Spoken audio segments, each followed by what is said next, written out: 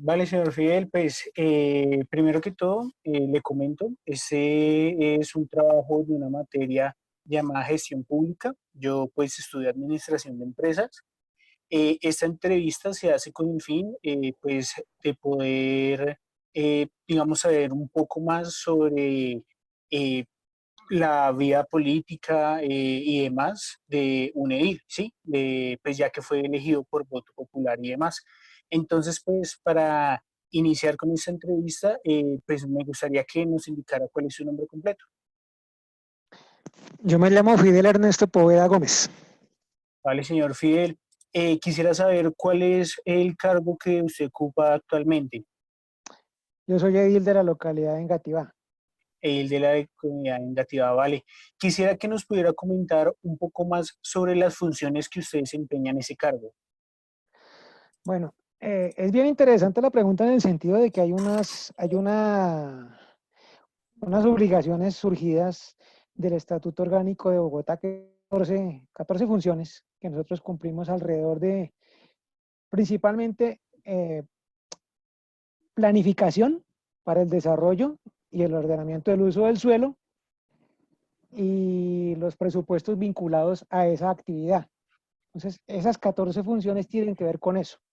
La cosa es que eso se vuelve cada vez más teórico que práctico en la medida en que el Estado colombiano se niega a sí mismo a desarrollar la constitución política y se va por el lado fácil, entre comillas, de la contratación pública. Entonces, cada contrato tiene una supervisión y desde ese punto de vista muchas de las funciones que nos competerían a nosotros dentro de la localidad las asumen los supervisores o los interventores de los contratistas. ¿Sí me entiende? Entonces, en la práctica, la función se reduce drásticamente. Y desde ese punto de vista, lo que se está intentando crear ante la opinión pública es que las jales son innecesarias, que no se justifica que una ciudadanía se desgaste unos meses en oír unas propuestas políticas en una localidad e invierta un tiempo en votar y que haya todo un proceso de escrutinio y todo lo demás, porque a la hora de la verdad esa función se suple con un servicio, con una orden de prestación de servicios que está ligada a un contrato por obra pública. Esos Claro. son partes de las anomias en las que vive el Estado colombiano que no tienen ninguna justificación. Es decir, lo lógico es que nosotros, en tanto surgidos del voto popular, las juntas de administradoras locales, fuéramos los gobernantes de las localidades. Claro. Y no es así. El estatuto 1421 repite un error en el que incurrió la Constitución del 91, que fue mantener la figura del nombramiento del alcalde local por parte del alcalde mayor. ¿En qué sentido mantenerlo? Es que en la Constitución de 1886, no sé si su merced sabe porque se nota que es muy joven, eh, la, los alcaldes eran nombrados por los gobernadores y los gobernadores eran nombrados por el ministro de Sí, gobierno. precisamente en esta clase nos enseñaron eso, que antiguamente pues se elegían no era Eran voto, nombrados, voto popular, sino eran nombrados. eran nombrados. Eso lo alcancé a vivir yo bastante. Y pues era una vaina muy perjudicial para la democracia, porque lo que garantizaba era un centralismo absoluto. Es decir, el alcalde del municipio más pequeño de este país era un agente ideológico del presidente de la República Claro. y no había juego para cosas diferentes. Ahora, no estoy queriendo negar que muchos de los poderes locales no es que sean muy correctos, pero es preferible darle juego a la democracia que mantener esa autocracia tan férrea que desafortunadamente el Estatuto 1421 de 1993 conservó, a mi juicio, de una manera innecesaria y perjudicial, de modo tal que el alcalde local es quien gobierna sin tener respaldo en votación popular, sino siendo un agente, un empleado directo del alcalde mayor de quinto orden. Ni siquiera es de primer orden, es de quinto orden. Está por debajo de los secretarios de despacho. Entonces, hay unos desbalances de poder muy grandes que están reduciendo en la práctica el papel de las jales a un aspecto puramente decorativo. Y eso carece de sentido porque los que, repito, los que somos los ediles, ¿sí? Claro, sí, señor. Entonces, fíjense ustedes, son fallas que vienen desde la misma concepción de la Constitución y las agranda el Estatuto de Bogotá. Entonces, eso toca cambiarlo. Y le cuento que hay un proceso en curso que ojalá no triunfe, sino lo archiven. Lo archiven porque lo que hace es agravar peor la condición en la que está Bogotá. Entonces, preferiré que lo archiven y se trabaje otro proyecto que en realidad construya democracia, ¿no? Lo Sí, que que está, pueda servirnos a nosotros. Vale, señor Fidel, gracias por esa opinión. Quisiera saber a qué partido político usted pertenece. pues, a mucho honor, represento a la Unión Patriótica, que se presentó en coalición con Colombia Humana y el movimiento Alternativa Independiente y Social MAIS, Movimiento Alternativo Independiente o Indígena MAIS. Yo soy el único representante de esa coalición, de esa convergencia política acá en la localidad. Eh, Señor Fidel, una pequeña pregunta. ¿Cómo hizo usted pues para conseguir el apoyo de ese partido político? pues muy buena pregunta, porque yo realmente hace mucho tiempo no tengo militancia en ningún partido, sino que tengo una ventaja o una característica especial que resultó ventajosa, es que yo nací aquí en Engativá. Toda la vida he vivido acá, salvo 5 años, 8 meses, 24 días, 28 días, perdón, contaditos que estuve viviendo en Suba. Pero tengo ya 56 años de edad, o sea, la inmensa mayor parte de mi vida la he pasado acá. Yo siempre me enorgullezco de decir que nací aquí cuando era el municipio anexo de Engativá, no la localidad, sino el municipio anexo de Engativá.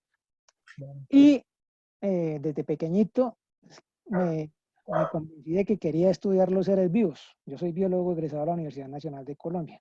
Y acá en la localidad tenemos unos ecosistemas, unos bienes ambientales, por llamarlos de alguna manera más amplia, muy llamativos, muy importantes, que hacen parte de la estructura ecológica principal de Bogotá.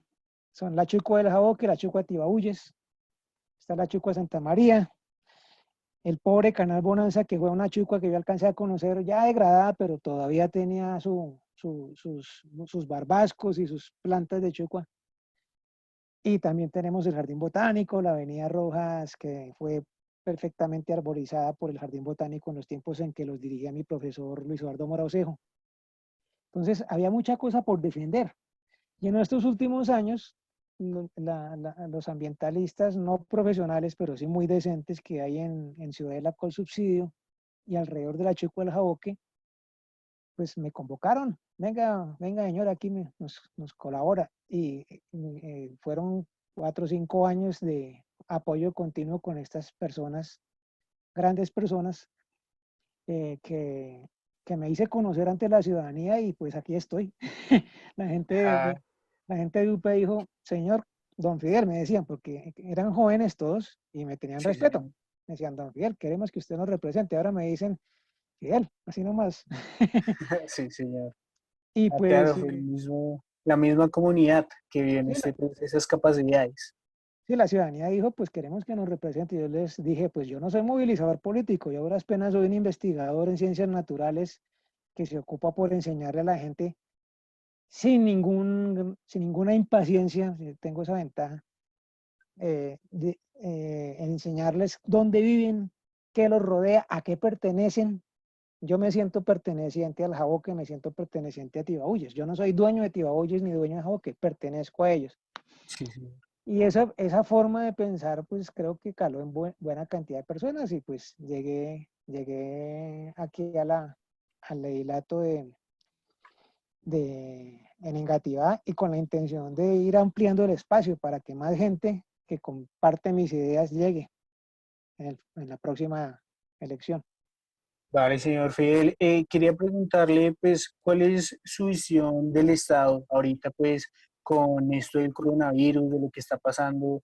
¿Qué creería que es el siguiente paso a tomar?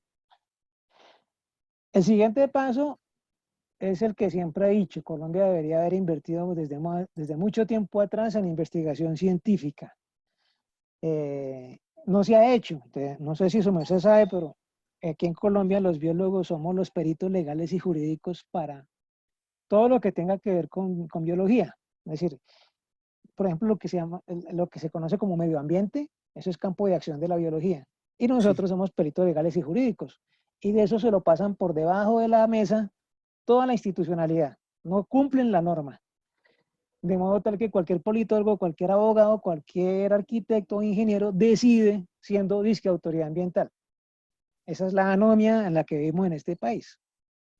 La anomia quiere decir que no se respetan las normas.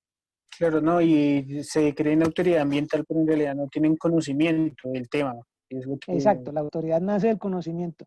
Pero, ojo, una parte no escrita del principio de la ley 99-93 acerca de lo que caracteriza a las autoridades ambientales es la autonomía.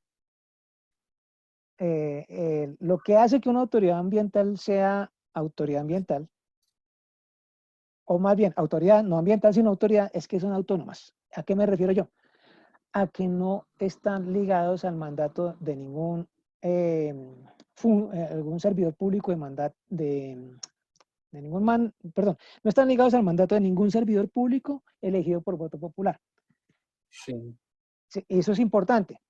En sentido estricto, póngame atención, joven, las únicas autoridades ambientales son las corporaciones autónomas regionales. Y si acaso, la Unidad Administrativa Especial de Parques Nacionales Naturales.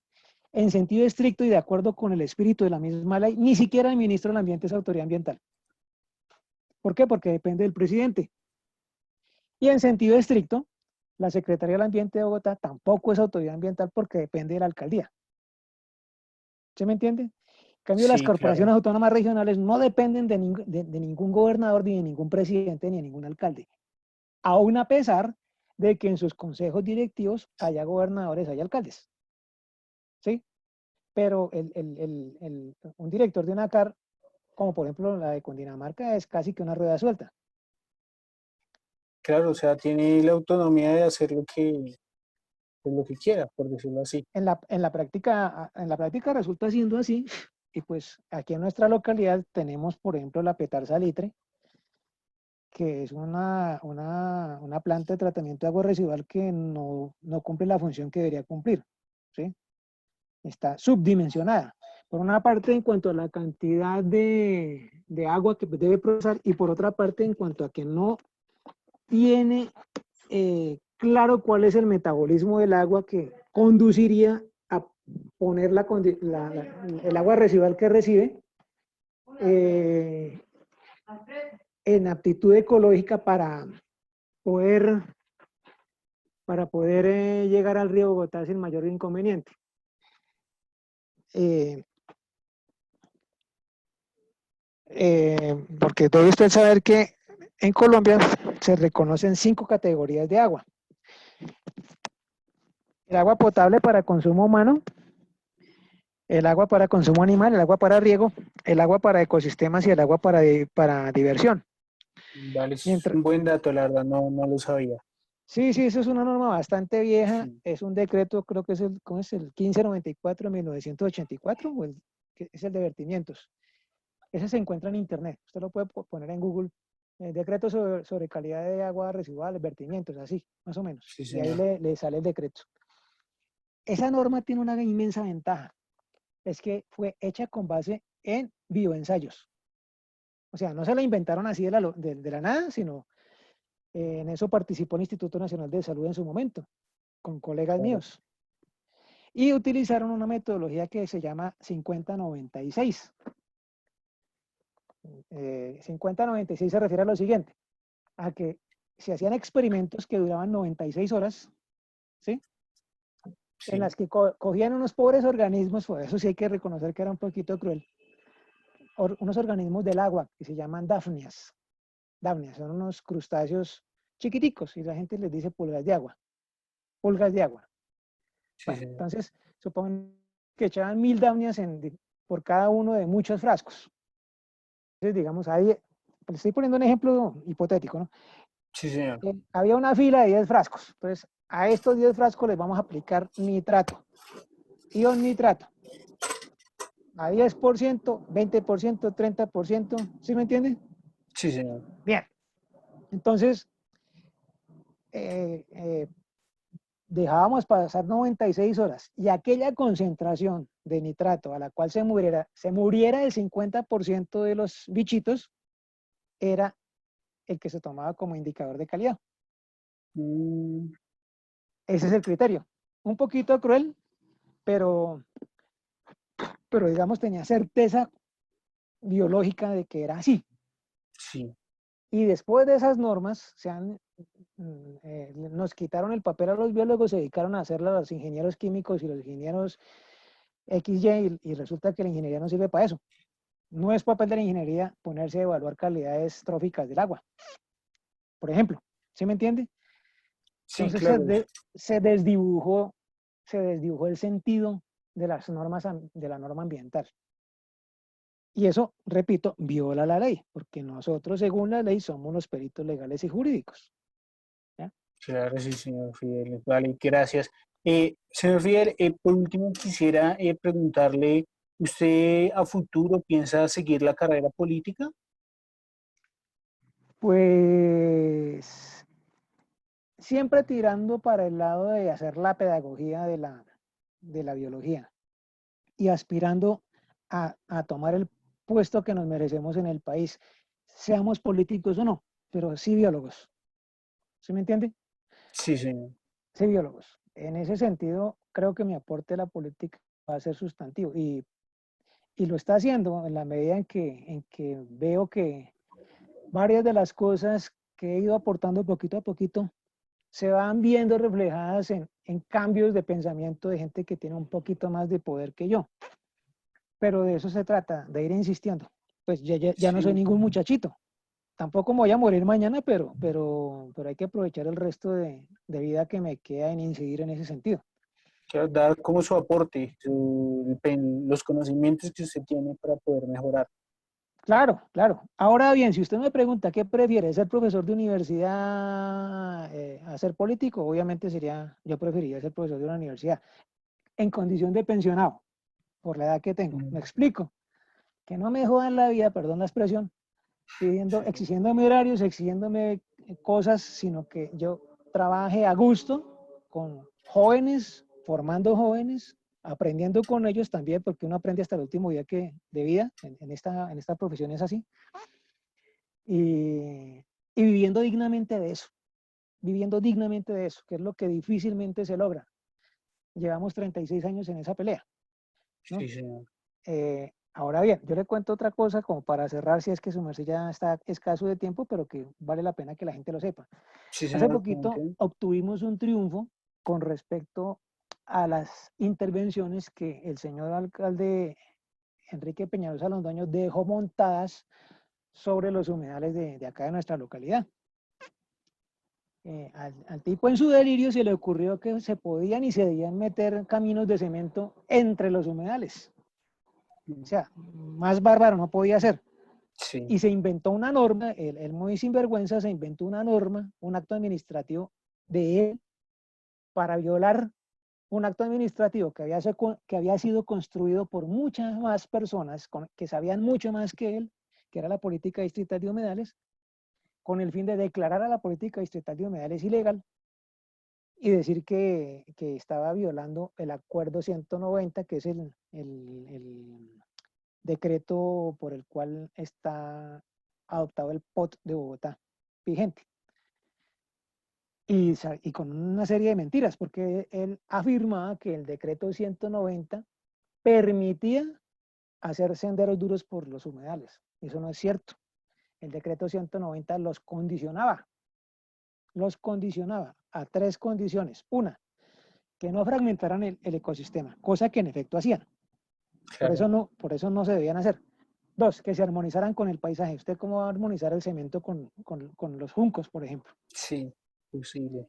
Y tercero, más grave aún, que no generara aglomeraciones. Y el propósito de esos senderos es meter miles de personas a las chucuas. Es decir, era un delito ecológico incluso. Y eso es una cosa que nos toca llevar a cabo y avanzar porque esas cosas no se pueden quedar así impunes. O sea, eso no es que, ay, se me ocurrió, ay, de malas me equivoqué. No, el tipo sabía que eso no se debía hacer y lo hizo. ¿Qué logramos nosotros? Que en la Secretaría del Ambiente produjera una resolución con la cual revocaba el permiso de ocupación de cauce sobre el jaboque.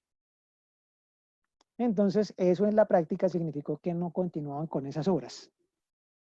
¿Cuál Pero es fue un mi...? bien, Es un triunfo parcial, sí, pero para sí, mí hay un sinsabor, y es que ninguno de los argumentos biológicos que le di yo a la secretaría o que le pudiera haber dado otro colega fue tenido en cuenta. Los criterios por los cuales se expidió la resolución fueron de orden puramente administrativo, de cumplimiento de requisitos. Hágame el favor. ¿Sí? Y resulta que hay algo más importante, y hasta la Constitución Política lo reconoce, más importante que la finura, la filigrana de las normas de orden administrativo, es la realidad natural.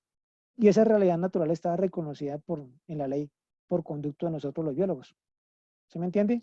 sí, señor. Entonces, ese sinsabor me queda y pues seguimos en la pelea, porque la cosa tiene que avanzar en el sentido de reconocer que si un concepto biológico dice una cosa, la ley o los negociantes, porque esto es problema de intereses económicos, no se Pero lo pasen que eso por la siempre faja. nos ha como afectado, la economía, los intereses económicos. Sí, pero no los suyos, ni los míos, sino gente Sí, con poder, claro, con mucho poder, y a los cuales no les importa qué daño hagan, a cuántas personas perjudiquen, a cuántos otros seres vivos perjudiquen, que eso es más dramático aún, porque todos los animalitos y las plantas y los microorganismos que viven en un humedal tienen su existencia. Con derecho o sin derecho, pues eso es de otro orden, porque a esos seres vivos el derecho no tiene por qué importarles. Eso es un problema de los seres humanos. Pero nosotros sí tenemos el deber de respetarlos y claro, sí, de señor. hacerlos respetar de otros seres humanos que piensan que no valen nada. Sí valen. Entonces, esa es mi lucha, esa es mi perspectiva política por la cual estoy aquí como edil. ¿Sí? Ahora bien, en cuanto a una pregunta que usted me había hecho por escrito es, ¿cuál es el siguiente paso realmente con respecto al COVID? Sí, Pues yo le dije ya que es algo que debió haberse hecho desde antes con COVID o sin él, que es la investigación. Pero sí me preocupa es cómo se está atendiendo este problema con este COVID-19. claro, es un problema bastante grande ahorita en la actualidad. Claro, mire, yo como biólogo le digo lo siguiente. Lo lógico, lo primero y casi que lo único que se debió haber hecho fue instrumentar diagnósticos intensivos y, y acelerados en cierta medida. Tomando el ejemplo de Corea del Sur. Yo creo que usted ha leído sobre eso.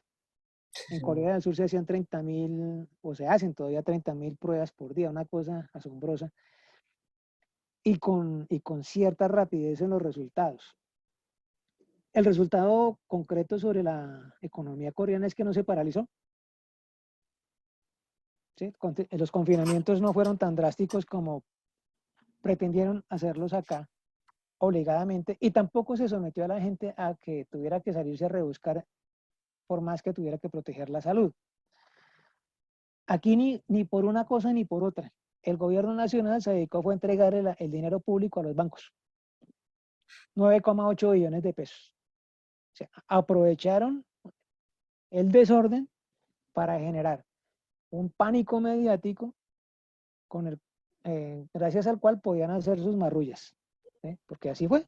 Eso fue un movimiento que no se debió haber hecho, mediante el cual el gobierno nacional les da 9,8 billones de pesos a los bancos para que los presten. ¿Cómo se les ocurre? La economía no se mueve y encima pretenden obligar a la gente a endeudarse. ¿Sí? A la gente que no tiene ingresos porque le toca confinarse, la pretenden obligar a endeudarse. Claro, Pero como ellos eran conscientes de que eso no tenía pies ni cabeza ni era lógico, entonces garantizaron el pago adscribiéndolo al presupuesto nacional. Es decir, por punta y punta ganan los banqueros. Es el colmo. O sea, ya les entregaron la plata Si quieren la prestan, si no les da la gana no la prestan, pero igual, en caso de que presten, se les paga por vía del presupuesto nacional. Es decir, no se necesita, según eso, que la persona que prestó tenga ingresos. Ahora bien, si no puede pagar, pues supongo que ahí sí le caerán con todo el peso de la ley para obligarlo a pagar o meterlo a la cárcel. Es una Claro. cosa muy perversa, muy perversa. Y pues revisando los números de, de las tasas de contagio, por una parte, y revisando la morbilidad y la letalidad de la enfermedad, desde mi punto de vista, no es una pandemia. Sí, es una vaina grande, pero, y no es que esté de acuerdo con la doctora Cabal, ni más faltaba, nada más lejos de la realidad, Sí, sí. pero esto fue manejado a las patadas. Y fue manejado a las patadas en el sentido de que de verdad es clarísimo que estaban buscando una manera de hacerse a la riqueza pública sin oposición. Y los hechos lo demuestran, no es un invento ahí conspiracionista, no, los hechos lo demuestran. Y lo que debieron haber hecho en cuanto a diagnóstico, en cuanto a puesta en marcha de centros hospitalarios, como por ejemplo el San Juan de Dios, no lo hicieron. Y más bien sí están pensando en botar la plata a la basura, readecuando una feria exposición para un hospital provisional. Hágame el favor, eso no tiene ninguna razón de ser. ¿Sí? Sí, señor. Y mantener perversamente el esquema de redes de atención a la salud. Eso debe haberse corregido de inmediato. Sí, es que de verdad les preocupaba de la salud pública. Poner, descentralizar la atención y poner atención rápida e inmediata en cada UPZ, por lo menos, de nuestra ciudad. No, el presidente dijo, ay, no se puede cerrar el aeropuerto y no lo cerraron. Entonces, 2 semanas de margen para que entrara gente con infección. Y después, ay, sí, sí cerraron. Y la gente de Opaín, los dueños del aeropuerto, jodiendo que porque ellos necesitaban tener sus ingresos, porque sepa usted que Opaín captura ingresos por cada despegue y cada aterrizaje de aviones. Eso es como un peaje. Sí, sí, sí. Pues Avianca, que usted sabe, la hermana del presidente es de las altas directivas de esa empresa, pues también tratando de sacar beneficio en río revuelto. Y mientras tanto, la atención hospitalaria llevada del que sabemos, porque se mantiene el régimen perverso de la ley 100 de 1993, que considera a la salud no un derecho fundamental de los ciudadanos, sino un negocio a favor de los dueños del negocio. Entonces, esa perversión se mantiene y se persiste en el error y se persiste en la perversión y no se avanza.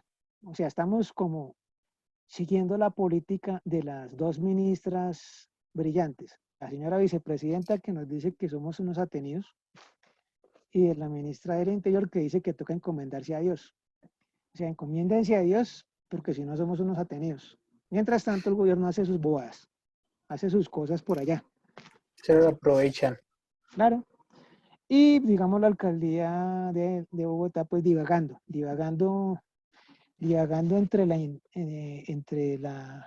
entre que cumplir la palabra que empeñó con varios de los engativeños alrededor del respeto al medio ambiente, por ejemplo, y el compromiso que parece adquirió con financiadores de su campaña. Y la cosa es que se está quedando entre dos mitades, entre dos polos, y la verdad, si bien puede ser un gobierno amigo para muchos, está dejando mucho que desear, la alcaldía mayor de Bogotá. Y pues desafortunadamente la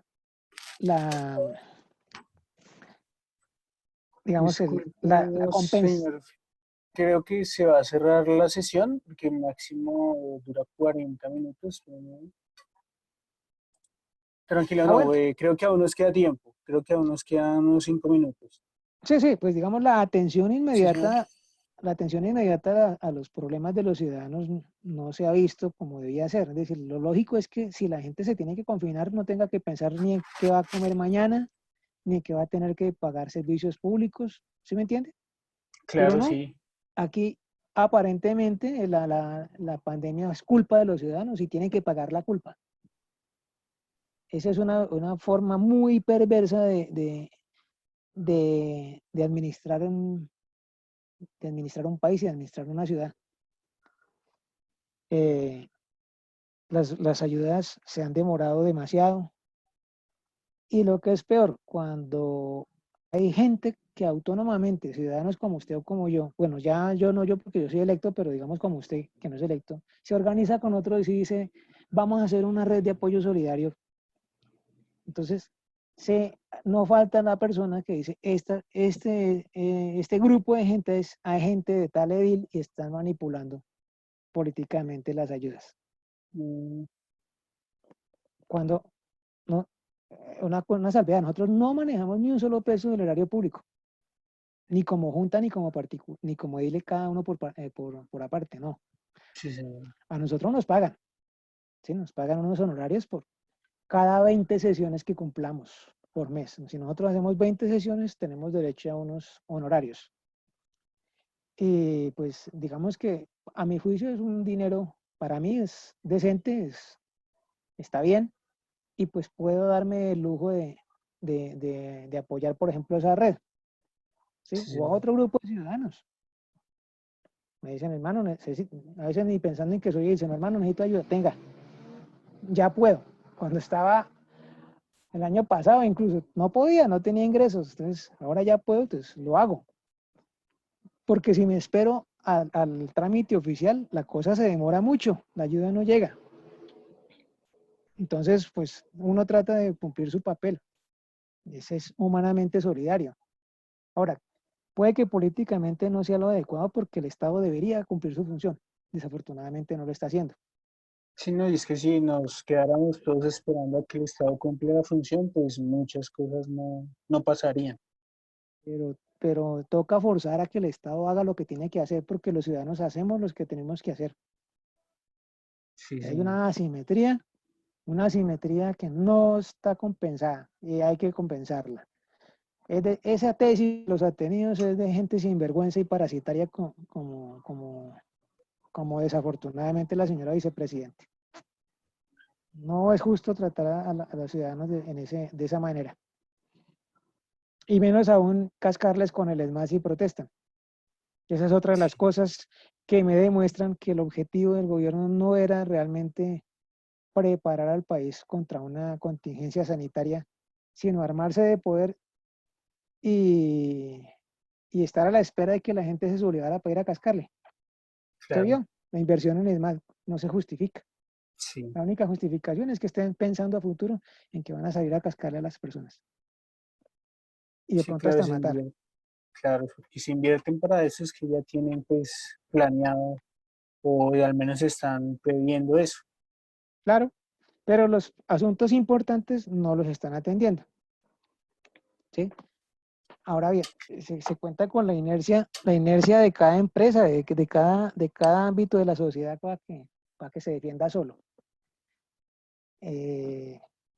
Pues que si quiere dejamos así, ya creo que se nos acabó el tiempo. Usted. Sí, vale, señor Fidel, sí, ya con esto pues es suficiente, pues agradecerle por su atención, por su tiempo y pues también, bueno, no tenía conocimiento de lo que hacía y demás, pero pues en esta entrevista aprendí mucho y pues bueno, me parece muy bueno, digamos que usted se incline hacia la biología, digamos que yo pensaba que en estos cargos pues digamos era algo meramente político y no se pensaba como hacia esas áreas, No, ¿vale? vea usted que todo lo contrario. Es decir, la política hay que dejar de verla como la sola política. La política hay que verla como todo el espectro de acciones humanas que tienen que ver con la relación con los demás y con la naturaleza. Así de compleja la cosa. Entonces Sí, difícilmente señor. podemos pensar que solo abogados o solo políticos van a decidir. No tiene sentido. Claro, sí, señor. Claro, listo, señor Fidel. Entonces, pues muchas gracias por su tiempo y pues espero que pase una excelente tarde. Hasta luego. No, gracias a usted. De pronto otra oportunidad. Hay mucho que compartir con ustedes jóvenes. Listo, muchas gracias. Bueno, de nada. Saludos.